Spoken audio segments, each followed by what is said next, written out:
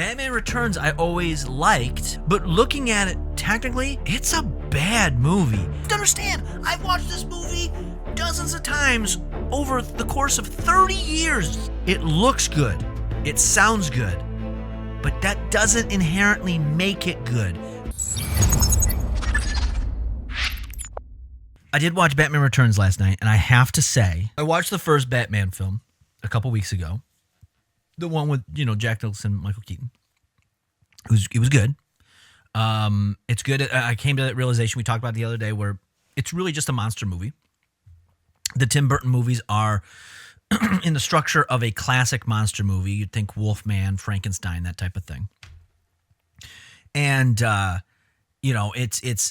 but it's a Batman film with that influence. Okay. And then the Tim Burton movies really make a lot more sense. And the first movie has its own charm in the fact that it is stylized in that way, but because it was the very first movie of that kind done in that way, like a serious, genuine take on a superhero, not like what they did with Superman. Batman Returns I always liked as a kid. It's a darker film.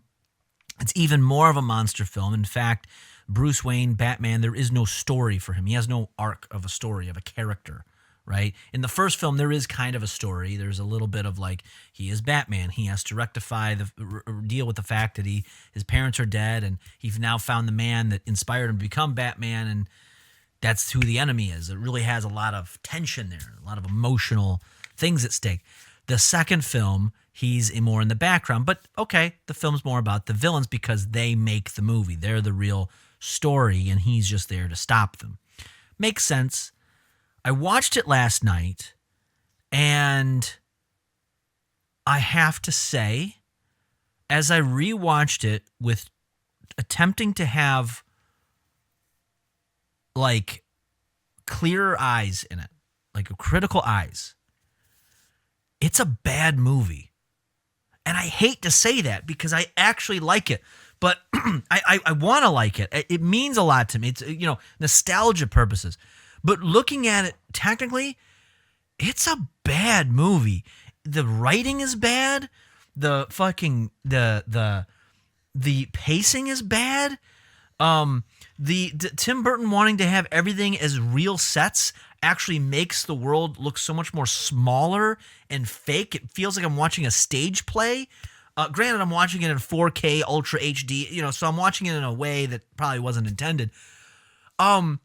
But just, it's over, there's just too much. Like when you get to the end of the film, we all know the ending, and you get there and the Penguin falls to his death.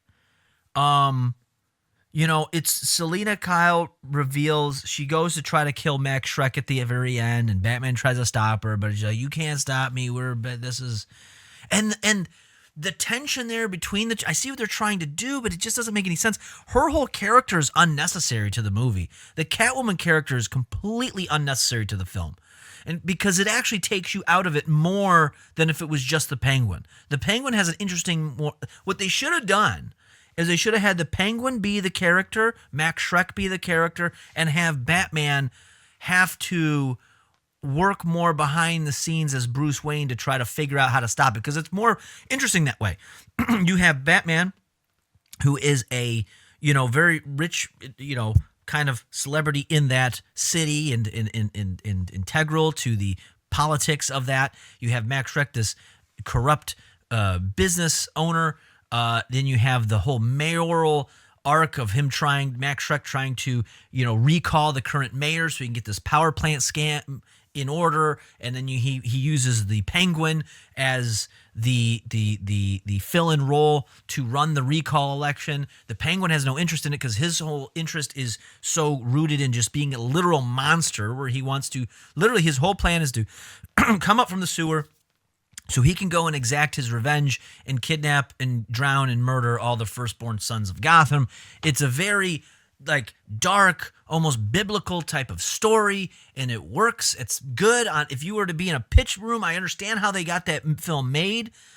But the Catwoman aspect, she's pushed out a window. She's a weak, spineless type of woman.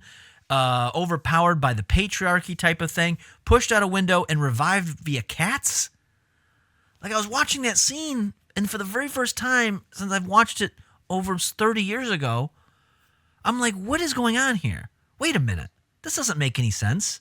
This is unnecessary. And it just busied the story. It was too much in the way. None of it made any sense. Her whole story is like fantasy. There's this whole supernatural element that's been added to the story. Everything else was kind of rooted in some sort of reality, except her story was this supernatural, unexplained magic that did not exist in the first film and really does not exist in any other way in that film. And then, it could be worse. Your nose could be gushing blood. I mean, that's true. I would rather watch the film than have my nose gushing blood. I always loved that movie, but it is a depressing movie. It's depressing, but watch it again. And I want you to watch it as if try to go in with critical eyes and really look at it. I like the film. It looks good. There is so many great shots. It's wonderful to look at, but there literally is no substance. But the way some of the scenes are built around are great. The scene where they're at the little masquerade ball and they realize that they're Bruce Wayne, they're actually Batman and Catwoman. When they finally are together, their love interests, like they're tied together. Like it's a well-made scene. But everything around it to get to that point it doesn't do it any service. It's like a series of little vignettes. The movie is good as a vignette. If you were to watch the individual scenes separately on YouTube, it looks fantastic. But there's nothing tying it together. So between her entire character existence and then you take the ending, the very end, the whole thing with the penguins. Okay, it was kind of cool. They got these actual penguins to go out and march, and then he goes and exacts his revenge with these. It's like, that's a little stretch, but that is still rooted in some sort of kind of reality. Kind of. But when he comes out, let's just take a little reprieve before we wrap up this playlist. When he dies, Chipmunk 1990, thank you for the follow, by the way. Much appreciated. Is it though? Is it worse than my nose gushing blood? I think it would be worse if my nose was gushing blood. I'd rather watch the film. Batman's rule is he doesn't kill, except in this movie. He straps a bomb to a guy, kicks him in a hole, and sets another guy on fire. I can work with that. Because in the first film, he also murders too. Let's be honest. There's a whole scene when he has to go into the chemical plant, when he has to create the Joker, essentially.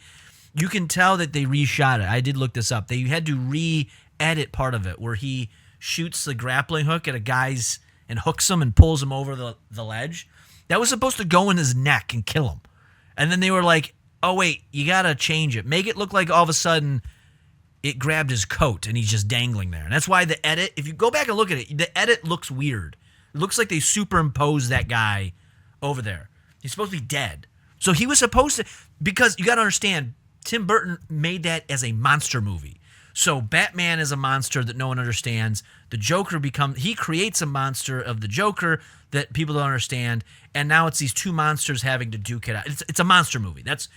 And it works understanding that. It's not a comic book film. It's a monster movie using the characters of Batman. That's what that is. I haven't watched the original Batman in probably 20 years. Watch it again. It's pretty good, but watch it with the understanding of it's a monster movie. The second movie is also a monster movie, but it is just, it's all over the place. And it's too supernatural. And then some of the dialogue, when you watch it in clips, it looks good, but it just doesn't carry. But this is what really sold me on the fact that I think technically this is a bad movie. Not saying that I don't like the movie, but I think technically it is a bad movie. And this is the scene. Just look at this scene real quick, okay? So you get to the end. You have this big dramatic ending with, the Selena Kyle basically being, I can't be with you. I can't be good. I am choosing the dark side. It was basically a standoff there between, what side do you choose? Choose the good side. And she leaned more into the dark side of things. And she goes and she kills the Max Schreck character and also kills herself because she has 9 lives magically. Everything else in these 2 movies are grounded in some sort of realism to a degree. I'm going to say to a degree. Except for that. She's just this fantasy character. That's literally what she is. It doesn't make any sense. So that happens. You have this emotional response. He sees it, that Max Schreck is dead. Bruce Wayne sees that Max Schreck is now dead. She has disappeared, and he doesn't know what to do. And then they just throw in this last moment of the Penguin, which is kind of okay, right? It's creepy. Oh, he's coming back. Is he going to do anything? Bruce Wayne doesn't even realize he's there until he pulls out an umbrella. Let's skip ahead a little bit here. Yeah, because he sees like this, and he's like, shit, he's dead, but she's gone. At least they didn't make Batman dance like he was in fucking Grease 3 like Spider-Man. Yeah, that Spider-Man, I don't like the Spider-Man movies. I don't like any of them. I haven't seen the newer ones, though, with that caveat. Batman has always been a monster. True. Thank you, Chipmunk. It is. And that's where Tim Burton went with this. They made him a monster. Which is fine. I'm fine with that. Fine with that interpretation. Again, also remember, this is inspired, the original Tim Burton Batman, and thus the sequel, were rooted in the Dark Knight Returns. And if you've ever read that or even seen the animated movie version of it, it's an older Batman that does have to kill. Because he's at the end of his run. He returns, and he has to actually, because it's either kill or be killed. And that's what this inspired these films. And knowing that, it makes more sense on why he's much more violent in these. Batman's supposed to be the monster that other monsters are afraid of. True. And they didn't lean in on that enough. They spent way too much time in this movie messing with the magic of the Catwoman existence that doesn't make any sense technically, and I would have never said these words more. If you would have asked me about this a month ago, I would be like, oh, it's a great movie. It's one of the best movies. Now I actually have to say it's probably one of the worst technically.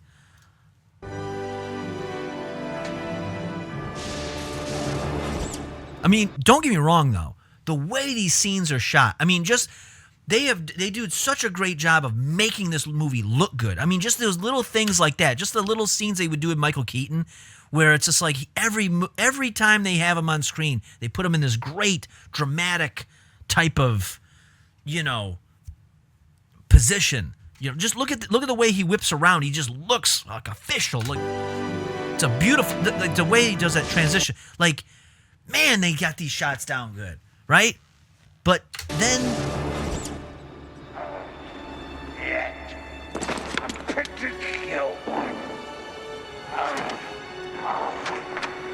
He's got some hair. I'll murder you momentarily.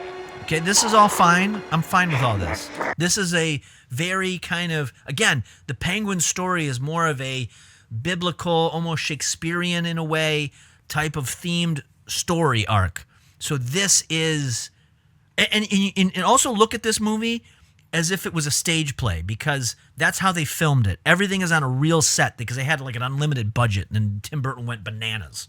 And so everything's on a real set. And so in some ways like this, it works. But in other ways, like when they deal with like the lighting of the tree, fight scenes and stuff, it looks really fake and small, like a stage play. It looks clearly like it's a stage. You're not lost in the city like you are with the first film. So anyway, this works, but I'll tell you where they go. Where they could have just stopped. Tim Burton needed someone to say, we don't need to add this element. I'm going to show you in just a second.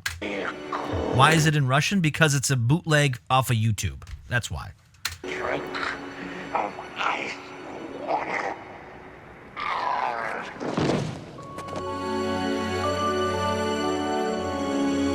Okay, so he's dead. Leave it there. Let the music swell. Maybe have a reaction from Bruce Wayne. Fade to the next scene. Time passes. That's all you need. But that's not what they did. Let's amp it up. The Penguins are going to come out. 6 of them to be exact. 3 on each side, and in a procession, push him into his watery grave. Now, here's also where they lose me. These penguins are clearly almost human size. We saw, I don't know, what do you call a gang of penguins? A gaggle? A murder? That's crows. Whatever. We saw them all earlier in the film. None of them were this big. None of them were this big. A fluffle? Is that what it is? I don't know. None of them are this big. Okay? We know this. They spent a whole action sequence showing us those penguins. Where's the actual penguins at? Look, you can see they're not big. They're small. They just showed us what real penguins look like for like 10 minutes. They're not big animals. Why now are they so dramatically big? It's small people in suits. Oh, I know. But it took me out of the movie. Now you have to understand, I've watched this movie dozens of times over the course of 30 years. I've seen this film. Dozens and dozens of times. And this is the very first time, as I watched it last night, it hit me that, holy shit, this is a bad movie. This is actually bad. A waddle of penguins, that's what it is? Let's see, I get what you're saying, but even with all that, it's not worse than Batman vs. Superman, not even close. I have to rewatch it, but I got to rewatch it with new eyes. But I want to disagree with you. I can't, in all honesty, right now disagree with you, but I might. I just might. It'd be cool if the penguins ate them, yeah. But yeah, then they do this. And it's clear that they're not even touching him, barely. It's too much. There was no need for this much of a dramatic send-off for the penguin.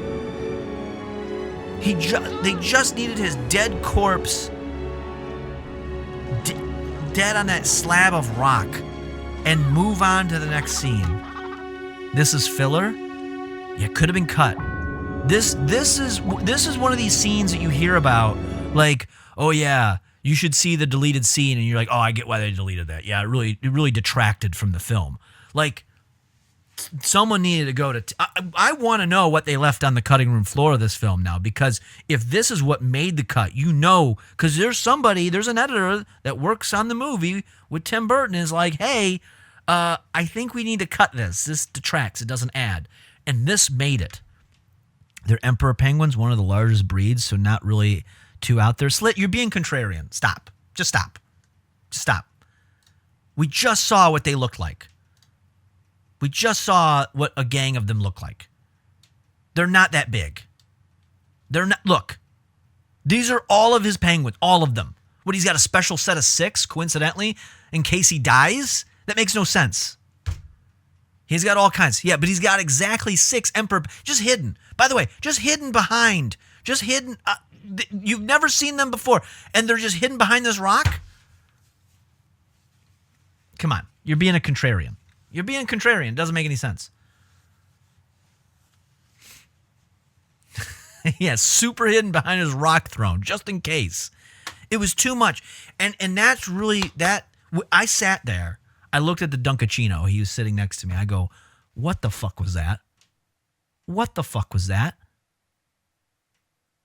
Like, because that's the Catwoman story arc was going to be my main complaint of, like, they just need to take that out of there. That actually ruined the movie. I now understand why Warner Brothers was like, hey, Tim, why don't you not make the next one? Why don't you just not make the next one?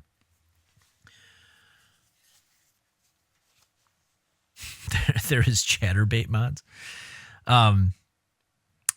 But yeah, this is not the move. This was not a good film. Don't get me wrong. It's not that I will never watch it. I will watch it again. I'll probably watch it next Christmas. But it's not. And this is the first time I put this up there. We did a Batman tier list not long ago where I had to come to the conclusion, and it wasn't an obvious conclusion. I had to work it out on live, that the most recent Batman, the one with Pattinson, is probably the best Batman out there. That is an S tier Batman. Second by Batman Returns and The Dark Knight, right? I believe that's where I probably would have ranked them. And this actually has to drop. This movie, I would move from an S or A tier to probably a B or C tier Batman. Don't get me wrong. It is still far superior than Batman and Robin. That is, and I still think it's better than Batman Forever. However, I have to watch that one next because I may change my opinion on that. I don't know. I have to go through these all to figure out. See, Emperor Penguins are 4 feet tall. Danny DeVito is 5 feet tall. Okay, that's fine that they're large penguins, but again, it doesn't line up with the context that they've already built. We just spent an entire sequence before this showing off all of his penguins.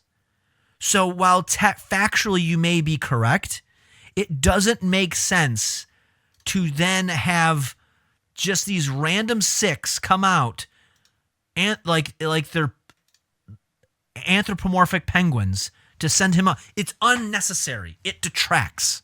It takes you out of the moment. You can debate it all you want, and yeah, you could be factually correct. But artistically, does it keep you in the moment or does it take you out of the moment? It takes you out of the moment. Clear as day. It takes you out of the moment. His Emperor Penguins guard his rock throne, yet they were never seen ever before. Again, you could be right. These are all arguments you could make. But does it fit in the film as it's put together? Or does it take you out of it? It takes you out of it. It takes you out of it. No amount of logic, correct logic in that way, I'll admit to that. But it doesn't fit. You can say that the saxophone is a wonderful sounding instrument, but it doesn't belong in every song. You can't just throw it in there randomly. And that's what they did. They took a factual element and they threw it in to a film where it takes you out of it and it's jarring to look at. So doesn't make any sense. Anyway, never took you out of it. Watch the film again. Because honest to God, if I would hear myself say this a week ago, I would say if I heard myself say this more than 24 hours ago, I would also disagree. And then I watched it back last night and I was like, oh my God, this is not a good movie. It was one of my favorites. You don't understand. It was almost one of my favorite films of all time. You have to understand. That's how much I love this movie. And it just hit me last night as I watched it in full, sober, conscious attention. No distraction. I'm not drunk. I'm not high. I'm not doing anything. Just me and the Dunkachines. No interruption. Watched it with all the lights off, in front of my 70-inch television. It was on Ultra HD. No, everything was perfect. And I realized I had clear eyes, and I was like, this movie's bad.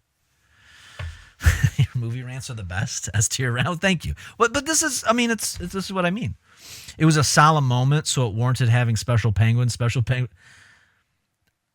Okay, Max, you are correct. You are correct if they would have set up the movie properly for this to fit. The problem is they didn't. It goes back to my other complaint, in which the film, if you just watch clips of Batman Returns, you won't find a bad clip. But when you put the clips together in succession for a film, it's not that good to look at. Every scene is amazing. Oh my God. This scene?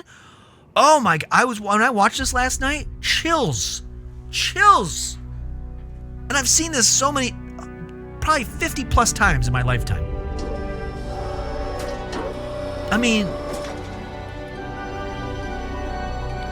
Beautiful.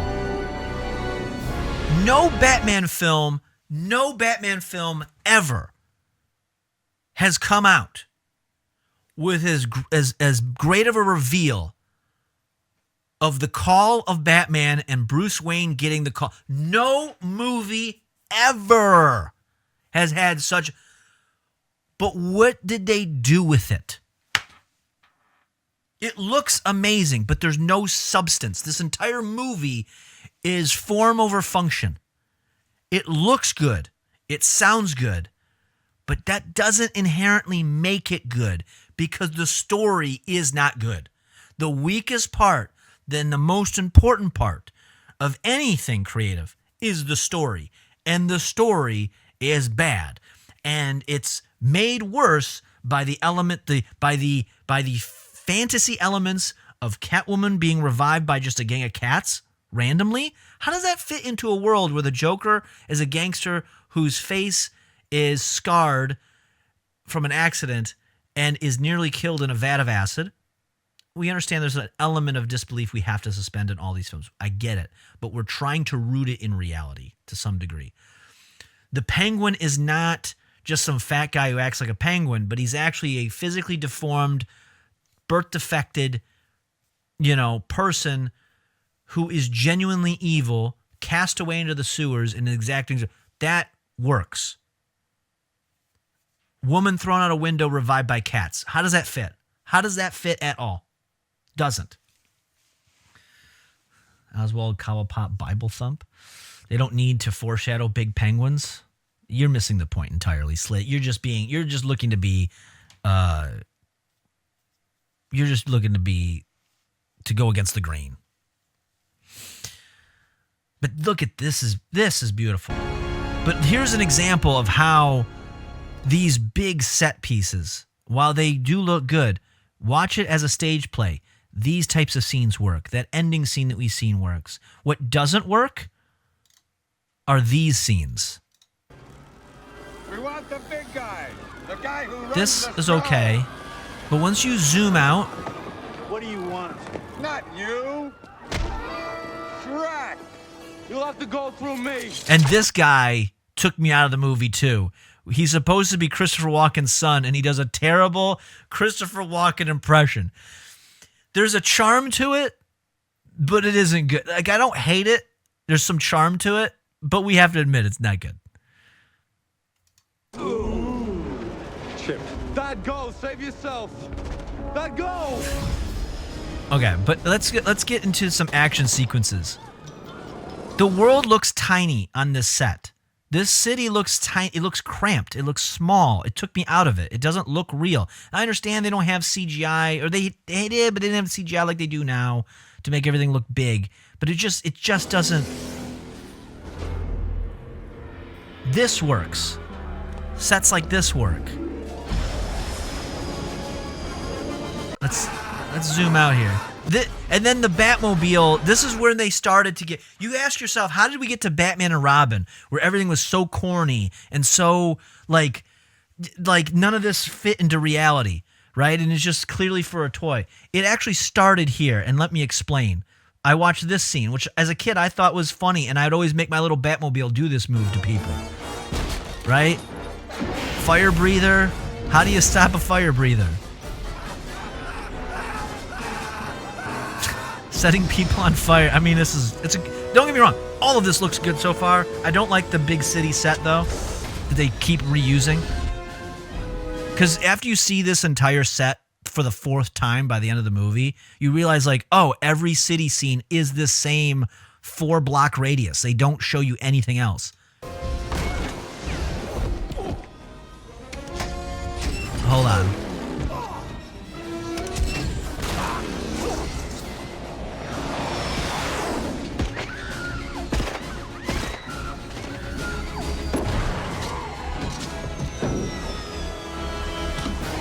Where did they get to the... Okay, here. There's the fire breather.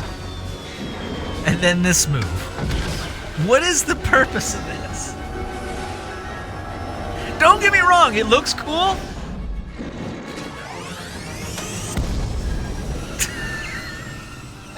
It looks cool, but it does kind of like... It is the best Batmobile, I have to admit. It is good. Again, in small doses, this film is fantastic. You know, this scene looks beautiful. This whole sequence is fantastic. When they're doing the destruction in the city, everything about this looks so good. but the story behind it makes no sense. Let's skip past some of this. This whole sequence here, fucking phenomenal. I know, we're not going to be able to finish the playlist today. It's okay. We're going to finish it tomorrow. Because I have to wrap up here in about 15 minutes. Yeah, go ahead and hit me.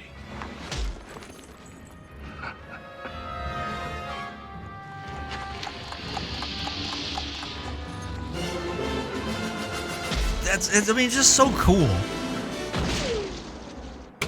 Let's skip. But then this, okay. This looks like a wonderful sequence. This is great for a commercial. This is wonderful for a commercial. To sell the movie? Oh, man. But when you're in it and you're like, what is this dialogue? Like, actually pay attention to the dialogue. Admiring your handiwork? Touring the riot scene. Gravely assessing the devastation. Upstanding mayor stuff. You're not the mayor.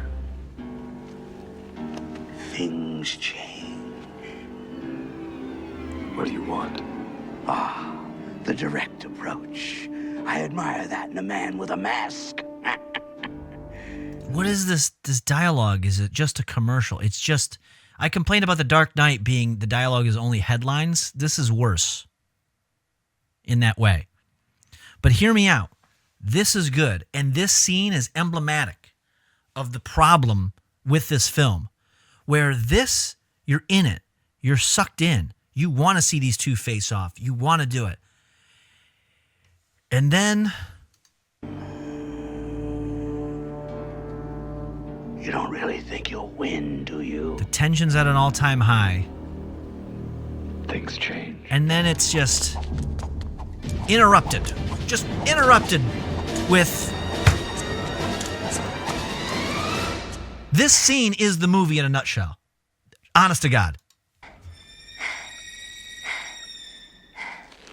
Meow. And then the movie just goes kaput.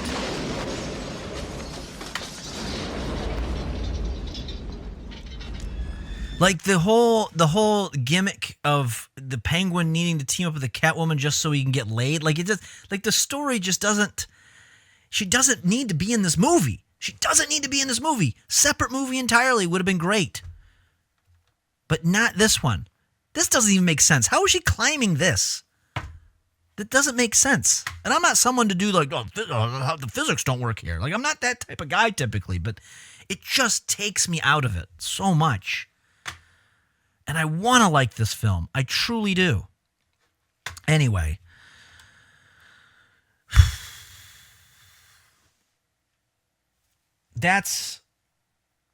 We really got off track. We really did get off track.